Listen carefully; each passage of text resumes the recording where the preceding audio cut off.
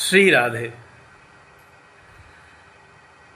कभी हम लोगों ने यह विचार किया कि भगवान ने हमें इतनी सुंदर शरीर क्यों दिया है? ये गगनभेदी आंखें, सुंदर सुंदर दांत, इतना सुंदर मस्तिष्क, दिमाग, फोल्डिंग हाथ, फोल्डिंग पांव, जहां चाहे मोड़ के बैठ जाए, जहां चाहे खड़े हो जाए, भोजन करने का इतना सुंदर मुख, स्वाद के लिए जीभ, बोलने के लिए इतना सुंदर श्रीमुख। एक्चुअल भगवान का उद्देश्य मनुष्य बनाने का यह था कि इस 84 लाख योनियों में जीव भटकता रहता है। कभी पक्षी, कभी पशु, कभी कुत्ता, कभी बिल्ली, कभी चींटी, कभी चींटा, गधे, जानवर, पक्षी, तमाम प्रकार के संसार में जितने प्रकार के जीव हम देख रहे हैं, सब उस 84 लाख योनियों में आते हैं और उसी में से किसी का हिस्सा, किसी का रूप हमें भी रखना पड़ता है। इन 84 लाख योनियों में भ्रमण करते करते करते करते कभी भगवान की अचानक अकारण कृपा होती है। कोई स्वार्थ नहीं रहता उनका कि इसे मनुष्य शरीर दे दिया जाए, तो ये भगवान नाम जप करके मोक्ष को प्राप्त कर सकता है या हमारे लोक में आकर हमारा सामीप्य प्राप्त कर सकता है। किंतु जब यह शरीर, दुर्लभ शरीर जिसे पैसे से नहीं खरीदा जा सकता या किसी दोस्त रिश्तेदार के सोर्स सिफारिश से भी यह शरीर नहीं मिल सकती, यह शरीर तो केवल भगवत कृपा से मिल सकती है। तो जब यह शरीर मिलती है, मां के गर्भ से हम जन्म लेते हैं, तो बहुत दिन तो अज्ञानता में बीत जाता है क्योंकि बचपन रहता है। कुछ लोगों को जिनके पुण्य उदय होते हैं, भगवत कृपा रहती है, उन्हें तो शास्त्र, संत, प्रेरक जो भगवान नाम की ओर उन्मुख करते हैं, आदि कोई न कोई संग मिल जाता है जिसे शास्त्रों में सत्संग कहा जाता है, तो उनका काम तो बन जाता है। किंतु कुछ लोगों का जीवन बिना किसी सत्संग के ऐसे ही बीत जाता है और उन्हें पता ही नहीं चलता कि यह जीवन कितना अनमोल है। हम बचपन की पढ़ाई का प्रेशर झेलते झेलते कब नौकरी के प्रेशर में आ जाते हैं या जीविकोपार्जन, आजीविका के दबाव में आ जाते हैं कि हमें भगवान नाम जपने, भगवत प्राप्ति को लक्ष्य बनाकर धर्म करने का ध्यान ही नहीं रहता। फिर जब जीविकोपार्जन का समय आता है, तब तमाम प्रकार के सांसारिक संकटों को देखकर और यह अनुभव करके कि यह मेरे बस की बात नहीं है, हम इन संकटों का सामना नहीं कर सकते, तब हमें भगवान की याद आती है। तो स्वार्थ ही सही, पैसे कमाने की लालच ही सही, फिर हम कहीं पढ़ते हैं कि यदि हम भगवान का नाम जपें, यदि हम भगवान शंकर का रुद्राभिषेक करें, हम सहस्रार्चन करें, विष्णु सहस्रनाम स्तोत्र का खूब पाठ करें, तो हमारी आर्थिक स्थिति खूब बढ़िया हो जाएगी, या जिन संकटों से हम घिरे हैं उससे पार पा जाएंगे। तब हम इस स्वार्थ से भगवान नाम जप करना प्रारंभ करते हैं। उसमें भी भगवत प्राप्ति, या इस शरीर को दोबारा 84 लाख योनियों में न भ्रमण करना पड़े, इन सब श्रेष्ठ बातों का ध्यान नहीं रहता।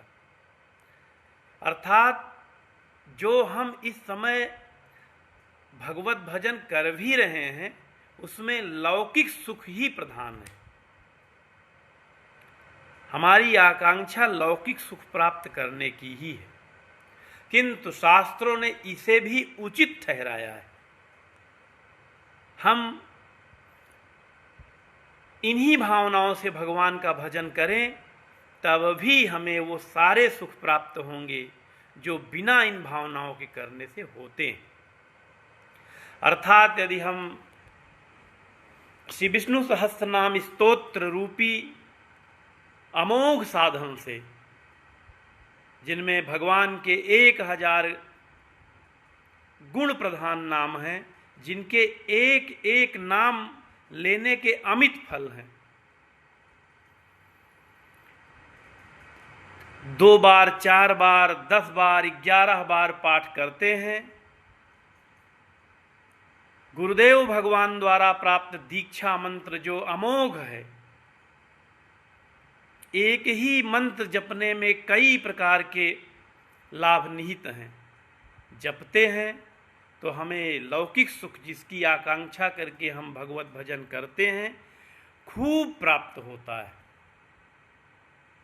और इसके साथ साथ हमें मोक्ष, निर्वाण, सायुज्य लोक की प्राप्ति, पार्षद बनने के अवसर भी प्राप्त होते हैं। क्योंकि भगवान नाम जप का परिणाम ही सुख है। तो जिसका परिणाम ही सुख है, जैसे अग्नि में हाथ डालने पर जलना ही उसका परिणाम है। अग्नि में आप हाथ डालेंगे तो शीतलता मिलेगी, उसका ये परिणाम ही नहीं है। अग्नि में हाथ डालने का परिणाम ही जलना है। तो जब आप अग्नि में हाथ डालेंगे, चाहे बैर भाव से डालें, चाहे शत्रु भाव से डालें, आलस्य में डालें, शुद्ध होकर डालें, कन्फर्म होकर डालें, उंगली तो जलेगी। हाथ डालेंगे तो हाथ तो जलेगा। ऐसे ही श्री विष्णु सहस्त्रनाम स्तोत्र और दीक्षा मंत्र अनख आलस हूं। गोस्वामी जी ने रामचरितमानस में लिखा कि भाए कुभाए अनख।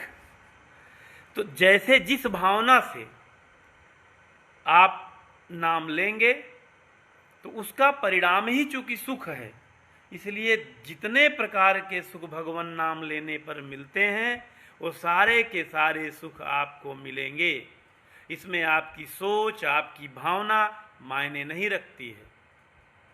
आप स्वार्थ में जपें, लौकिक सुख प्राप्त करने के लिए विष्णु सहस्त्र नाम का पाठ करें, नौकरी प्राप्त करने के लिए क्या, या नौकरी में प्रभाव डालने के लिए, प्रमोशन के लिए, धंधा बढ़ाने के लिए, व्यापार बढ़ाने के लिए, पुत्र पौत्रादि की कामना से, चुनाव जीतने के लिए, आरोग्य प्राप्त करने के लिए, किसी भी उद्देश्य को ध्यान में रखकर आप यदि श्री विष्णु सहस्त्रनाम स्तोत्र और दिव्य प्राप्त हुए मंत्रों का जप करते हैं तो उसका परिणाम ही सुख देना है। इसलिए क्रमशः जितनी प्रकार की कामनाएं होंगी, जितना मन में बड़ी बड़ी मनोकामनाएं पालकर ये सहस्त्रनाम आदि इच्छा मंत्र जपते हैं, वो क्रमशः धीरे धीरे धीरे धीरे सबकी सब पूरी हो जाएगी। और इसके पश्चात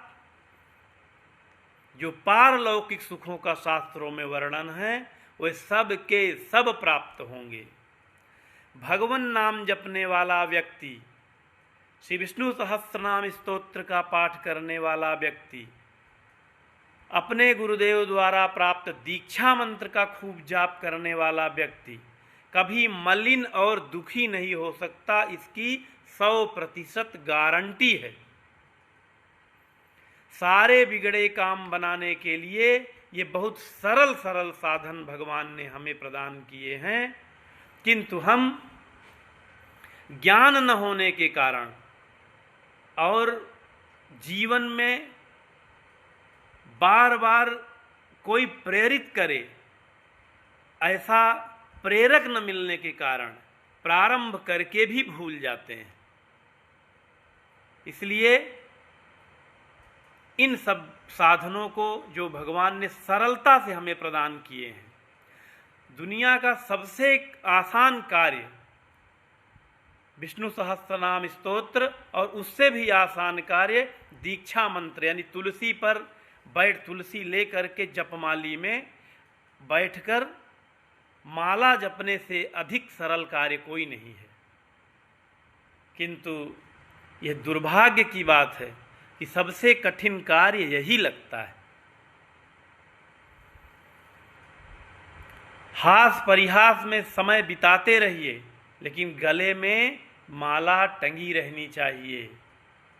सभा सोसाइटी में बिना शर्म के गले में माला टांग कर बैठिए और हाथ तुलसी की माला पर रहे तो अकारण ही आप कई महामंत्र जप लेंगे। गीता प्रेस की छोटी पुस्तक से विष्णु सहस्त्रनाम स्तोत्र जब ऊपर के जेब में झलकती रहे तो इसमें कोई शर्म की बात नहीं है। जैसे ही मौका मिले उठाइए और पढ़ लीजिए, तो ये अकारण ही दिन भर में 10, 11, 4, 5, 6 जो भी हैं पाठ हो जाएंगे और स्वयं सुखी रहेंगे और आपका दर्शन करने वाला सुखी हो जाएगा। इस संसार में केवल भगवान नाम ही एकमात्र ऐसा साधन है जिसे जप कर, जिसे पढ़कर आप अपने को सुखी बना सकते हैं और अपने से पालित पोषित सभी व्यक्तियों का उद्धार कर सकते हैं। इसलिए आलस्य छोड़कर, शर्म छोड़कर श्री विष्णु सहस्त्रनाम स्तोत्र और दीक्षा मंत्र खूब जपें, खूब जपें।